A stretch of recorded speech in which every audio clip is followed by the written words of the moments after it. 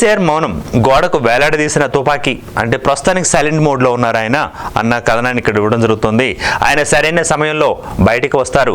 కేసీఆర్ నిశ్శబ్దం కాంగ్రెస్ బీజేపీలను భయపెడుతోంది అంటూ working president KTR గారు దీనికి సంబంధించిన వార్తా కథనం ఇవ్వడం జరుగుతుంది. కేసీఆర్ ఇప్పుడైతే సైలెంట్ ఉన్నారు. ఆయన ఒక గోడకు తగిలించిన ఒక తుపాకీ లాంటి వారు. తుపాకీలో నుంచి బుల్లెట్ ఎప్పుడైతే బయటకు వస్తుందో అది ఎక్స్పెక్ట్ చేయలేం. చాలా సైలెంట్గా ఉంటుంది. తర్వాత తన పని తను చేసుకుపోతుంది.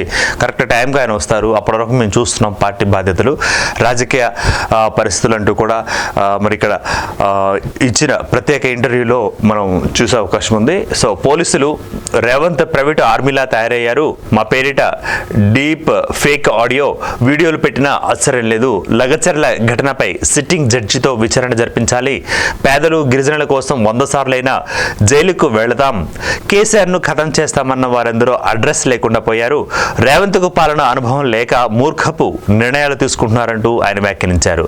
చరిత్రలో నియంతలకు పట్టిన గతే రేవంత్కు ఖాయమని వ్యాఖ్య చేశారు మరి బీఆర్ఎస్ వర్కింగ్ ప్రెసిడెంట్ కేటీఆర్ గారు. సో చరిత్రను చూసినట్లయితే చాలా మంది నిరంకుశత్వ రాజరికపు పరిపాలనలు చూసాం, వారు ఏ విధంగా గతించారో చూసాం.